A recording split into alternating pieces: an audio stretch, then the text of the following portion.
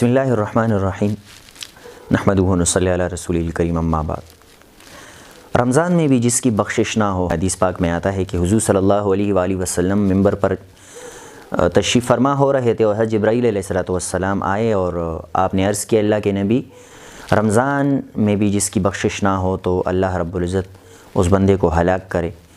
آپ صلی اللہ علیہ وسلم نے فرمایا آمین۔ تو جبرائیل علیہ السلام جب بد دعا کرے اور آقا دو جہان صلی اللہ علیہ وسلم اس پر آمین کہیں تو اس بندے کی ہلاکت میں کیا شک ہے۔ اسی لیے رمضان میں ہمیں اپنی بخشش کروانے کی کوشش بھی کرنی چاہیے اور اللہ رب العزت سے بخشش مانگنی بھی چاہیے۔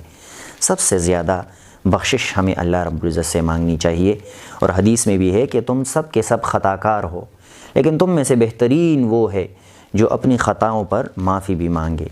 تو اپنی خطاؤں پر معافی مانگنا چاہیے، اور حدیث میں ہے کہ قیامت کے دن سب سے خوش نصیب بندہ وہ ہوگا جس کے عمل نامے میں استغفار یعنی اللہ سے مغفرت طلب کرنا بہت زیادہ موجود ہو۔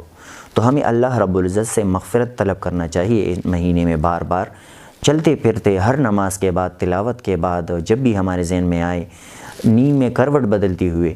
اور یہ ویسی بھی انسان کو اپنی عادت بنانی چاہیے، لیکن خاص کر رمضان میں کہ اس بد دعا میں ہم نہ آ جائیں۔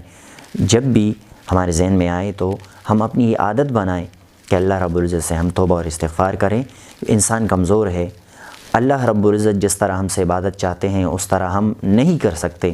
جس طرح عبادت کرنے کا حق ہے، جس طرح اللہ کا حق ہے، وہ حق ہم ادا نہیں کر سکتے، ہم کمزور ہیں۔ تو اللہ رب العزت سے معافی تو مانگ سکتے ہیں، اللہ رب العزت سے یہ سامنے ندامت تو ظاہر کر سکتے ہیں۔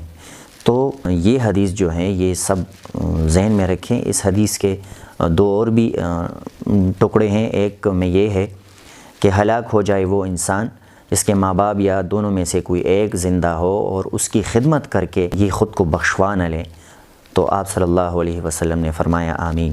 تو جن کے ماں باپ زندہ ہو تو وہ اس حصے کو بھی ذہن میں رکھیں۔ اور آخری حصہ اس کا کہ جب آپ صلی اللہ علیہ وسلم کا نام لیا جائے اور کوئی درود نہ پڑھے، صلی اللہ علیہ وسلم، صلی اللہ علیہ وآلہ وسلم نہ پڑھ لے، تو وہ بندہ بھی ہلاک ہو جائے، اور آپ صلی اللہ علیہ وسلم نے فرمایا آمین۔ تو ان تین لوگوں کی ہلاکت میں کوئی بھی شک نہیں ہے۔ اسی لیے رمضان میں کوشش کریں کہ بخشش ہو جائے، اور ماں باپ جس کے ہوں ان کی خدمت کر کے، اگر خدمت کوئی بندہ کرتا ہے پھر بھی ماں باپ راضی نہیں ہوتے تو پھر اللہ رب العزت کے سامنے آپ بری الذمہ ہیں پھر۔ لیکن آپ کوشش کریں گے مسلسل، اور رمضان میں پھر آپ اس بات پر غور کر لیں کہ رمضان میں کوئی بندہ عبادت وغیرہ بہت کثرت سے کرتا ہے لیکن ماں باپ کی خدمت نہیں کرتا، وہ ان سے ناراض ہیں، تو اس بندے کی بخشش بھی نہیں ہوتی، چونکہ دونوں باتیں جو ہیں وہ اکٹھی ہو گئی۔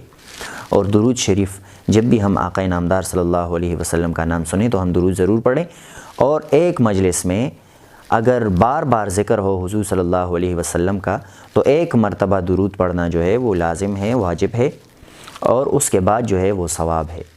اسی لیے ایک مجلس میں ایک مرتبہ کم از کم ہم درود شریف جو ہیں وہ ضرور پڑھا کریں۔ اللہ رب العزت ہمیں عمل کرنے کی توفیق عطا فرمائے۔ السلام علیکم ورحمۃ اللہ۔